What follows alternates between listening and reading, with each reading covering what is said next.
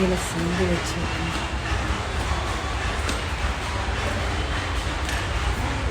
தண்ணி ஊற்றி வச்சு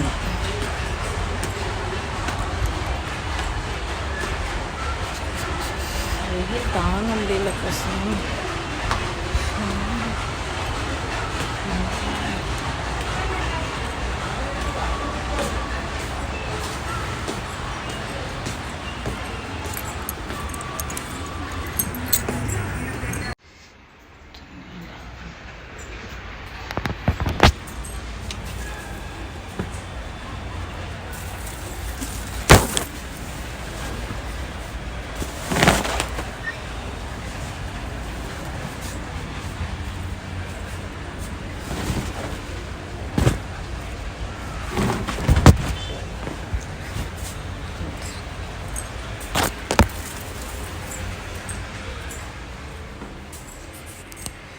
இவ்வளோ துணி மடிக்கணும்.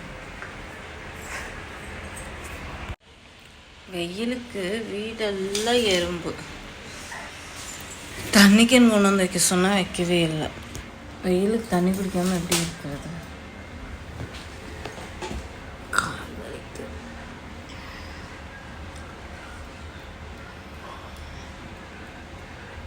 அரிக்குது வெயிலுக்கு. அது கால் பயங்கரமாக அரிக்குது. டார்க்காக இன்றைக்கி லிப்டிக் போட்டிருக்கேன்னா இன்றைக்கி எத்தனை கமெண்ட் வரப்போகுது தெரியல. இது வாட்டர் ப்ரூஃப். இது இப்போது லைட்டாக போட்டாவே டார்க்காக தான் தெரியும் வீடியோவுக்கு. அதான் ஐஃபோன் எடுத்ததுலேருந்து சும்மா லைட்டாக தான் நேரில் இருக்கும், ஆனால் வீடியோவில் பார்த்தா டார்க்காக இருக்குது. ஆனால் நீங்கள் திட்டுறதுக்கு தகுந்த மாதிரியே என் ஃபோனு கேப்சூல் பண்ணி காட்டுது. இதெல்லாம் பார்த்திங்கன்னா லைட்டாக தான் தெரியும் வீட்டில், ஆனால் கேமராவில் பார்த்தா டார்க்காக தெரியுது. இப்படி தான் உலகத்தை வந்து ஃபோன் மூலிமா ஏமாத்துறாங்கன்னு நினைக்கிறேன். எல்லோரும் வீடியோ எடுக்கிறாங்க, எல்லோரும் போடுறாங்க, எல்லோரும் இது பண்ணுறாங்கன்னு சொல்லிட்டு எல்லா வீடுக்கு யூடியூப் இருக்குது, இன்ஸ்டாகிராம் இருக்குது, ரீல்ஸ் இருக்குது அப்படின்னு சொல்லிட்டு வீடியோ இல்லாத வீடே இல்லை அப்படிங்கிற மாதிரி போயிடுச்சு. நான் ஒன்றை பார்த்து ஆரம்பித்தேன், அவங்கள பார்த்து 4 பேர் ஆரம்பிக்க இப்படியே தான் போய்கிட்டு இருக்க ஒழிஞ்சு யாருமே வந்து பெருசாக யாரை கேட்டாலும் நான் யூடியூப் சேனல் வச்சுருக்கேங்க, நான் இன்ஸ்டா வச்சுருக்கேங்க அப்படி தான் சொல்கிறாங்களோ ஒழிஞ்சு யாருமே இல்லை அப்படிங்கிறது ரெஸ்பான்ஸை யாருமே சொல்ல. நம்மளுக்கு சோசியல் மீடியா ஆகாதுங்கன்னு யாருமே சொல்ல, நானே இருக்கேனே அப்படின்னு சொல்லுவாங்க. அப்படியே உலகம் வந்து பிக் சைஸ் ஆகிட்டுருக்கு சோசியல் மீடியாவில். சரி, ஓகே, நம்ம போயிட்டு இப்போ மாத்திரை போட்டு கொஞ்ச நேரம் படுத்து தூங்குவோம். வீட்லேயே படுத்து தூங்கலான் இருக்கேன். ஏன்னா ரொம்ப முடியலன்னு சொல்லிட்டு தான் எந்திரிச்சு கடையிலேருந்து இங்கே வந்தேன். வெயில் வேறு மண்டையை பழக்குது. ஏதாவது சமைச்சு வச்சுட்டு படுத்து தூங்குவோம். கீரை ஊர்லேருந்து கொண்டு வந்தது இருக்குது. கால் பயங்கரமாக இருக்குது. அந்த கீரையை போட்டு கடைஞ்சி வச்சுட்டு கொஞ்ச நேரம் படுத்து தூங்குவோம். மாத்திரை வேறு போடணும். ரொம்ப ஒரு மாதிரியாக இருக்குது.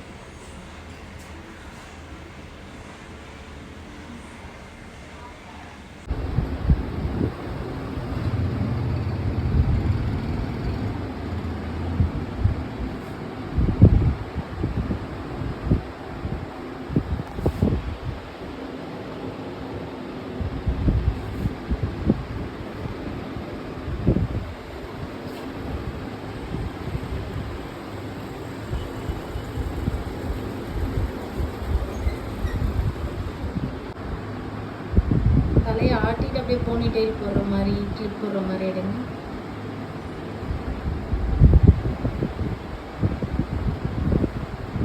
கிளிப் போடுவீங்களா?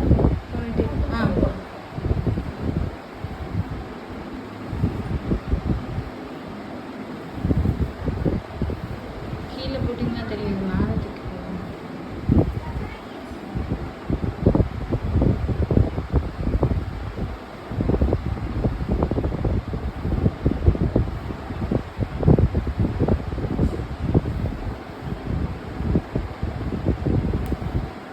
நாளைக்கு இன்னும் விசிபிளாக தெரியும், லேயர் டேப்னே தெரியும்.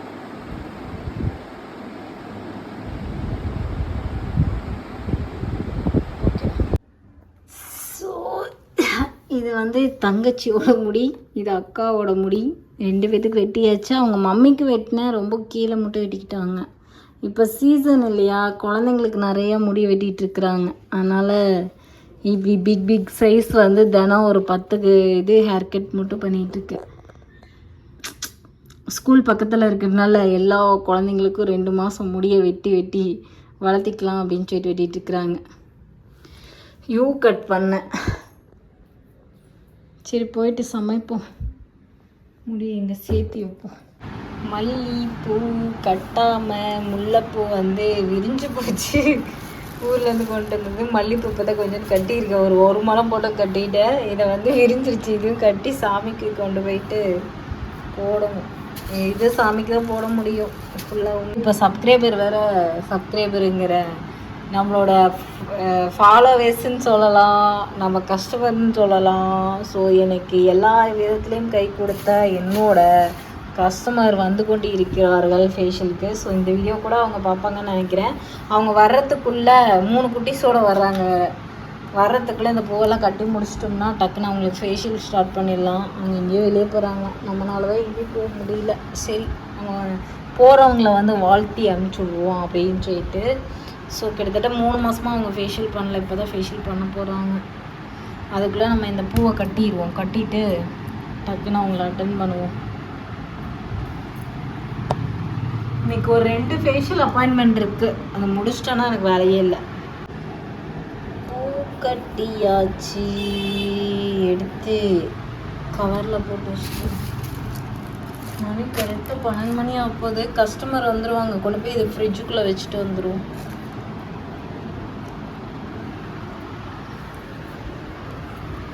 அம்மா